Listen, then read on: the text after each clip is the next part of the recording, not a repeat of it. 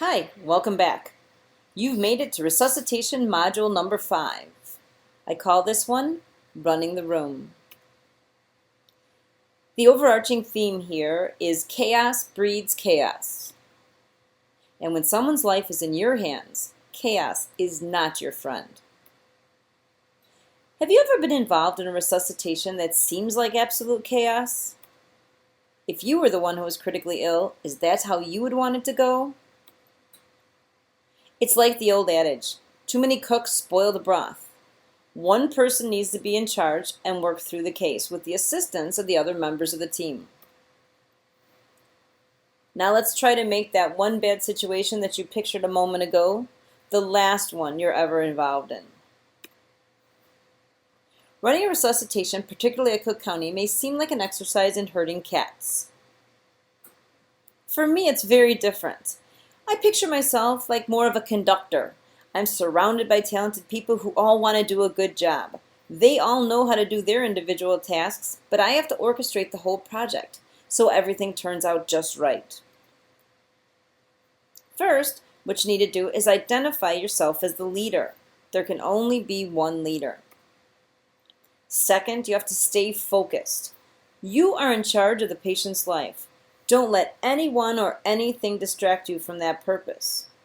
If someone's disruptive behavior is making it impossible for you to do your job, ask them to be quiet or excuse them from the room.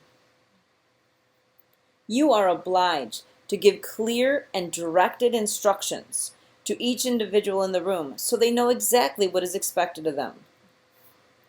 Members of the resuscitation team are truly task-oriented.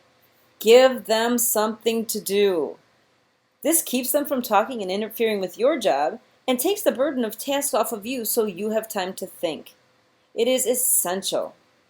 Speak directly to the person you are expecting to do the task.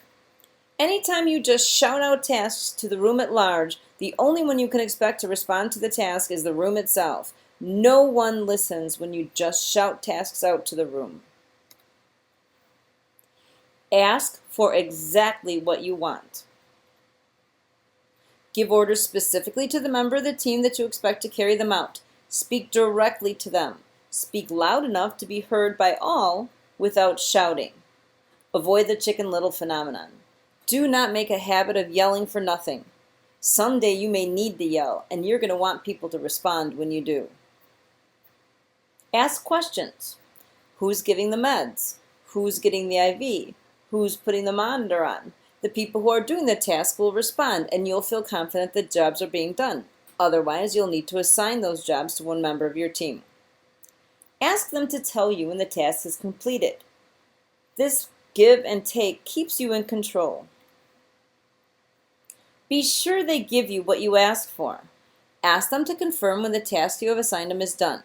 For example, the IV is in, the etominate is ready, sucks is in. Or you might say, tell me when the heart rate is below 100, and they would respond after watching the monitor, the heart rate is now 98. Make sure your orders are directed. It should go more like this. Marcel, please do A, and let me know when it's done. Lego, please do B, and tell me when it's done. Learn the names.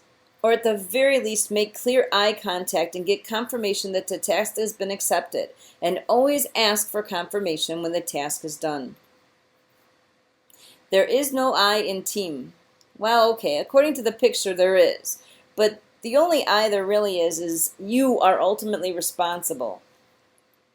Overall, resuscitations are a group effort. You would have a very hard time doing it alone. Your team relies on you for direction, but you rely on them for plenty too. Remember, there's only one voice.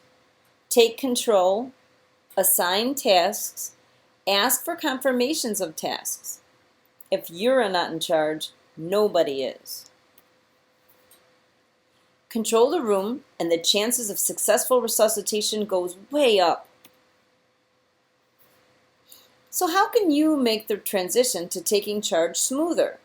Because this isn't learned overnight. Well, it's best to think ahead.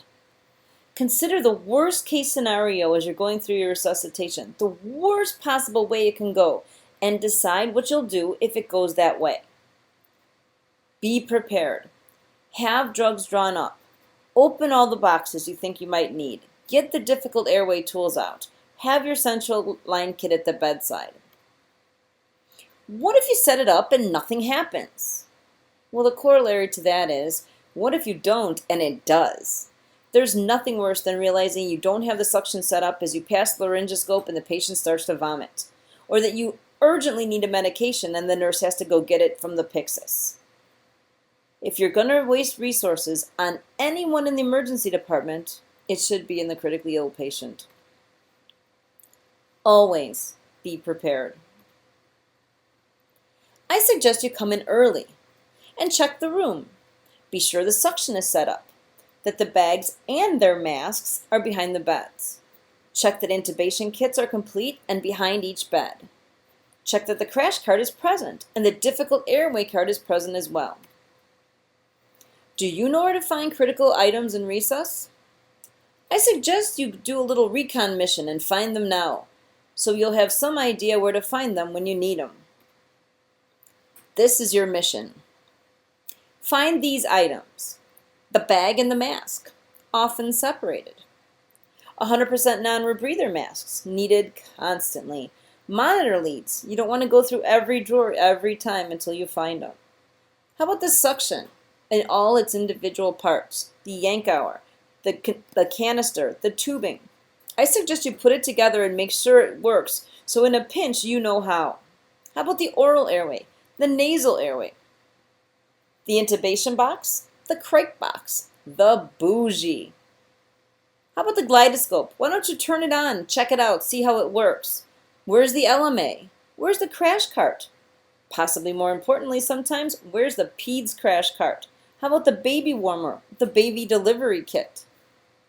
IV, angiocaths, ABG, VBG kits, central line kit, ultrasound machine, interosseous kits, drapes, masks, gowns, betadine, 4x4s. How about the IV pacer? How about a pericardial centesis tray? How about the thoracotomy tray? Go take a look. Find the things you need. Always be prepared, and then everything goes better.